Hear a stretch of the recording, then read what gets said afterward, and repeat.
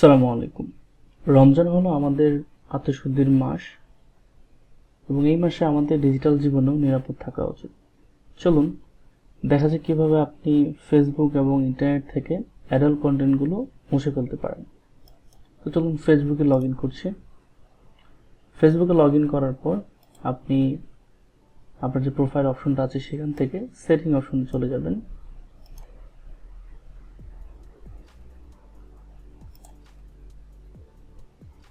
Setting অপশনে যাওয়ার পর আপনি এখানে একটু স্ক্রল করে দেখতে পাবেন কন্টেন্ট প্রিফারেন্স। কন্টেন্ট প্রিফারেন্সে ক্লিক করবেন। ক্লিক করার পর এখানে কিছু অপশন আসবে। ম্যানেজ ডিফল্টস যে অপশনটা আছে এখানে ক্লিক করবেন এবং সেন্সিটিভ কন্টেন্টে ক্লিক করবেন। এখান থেকে আপনার শো লেস, এটা ডিফল্ট দেওয়া আছে, তো এটা আপনি শো লেস করে দিবেন। লেস করার পর সেভ করে দিবেন। সেভ করলে যেটা হবে, আপনার এই দেখানো কন্টেন্টগুলো আসলে আর দেখাবে না, অ্যাডাল্ট কন্টেন্টগুলো।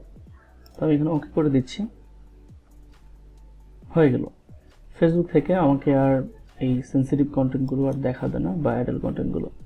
তো চলুন এখন দেখা যাক কিভাবে গুগল থেকে এটা অফ করতে পারবেন। তো আপনার যে কোনো একটা ব্রাউজারে চলে যাবেন। আমি গুগল ক্রোমে যাচ্ছি। তো একটা লিঙ্কে প্রবেশ করতে হবে। আমি লিঙ্কটা কপি করে রেখেছি, google.com/preferences। আমি এটা ডেসক্রিপশন বক্সে দিয়ে রাখবো, ভিডিও ডেসক্রিপশন বক্স। তো এই লিঙ্কে যাবেন।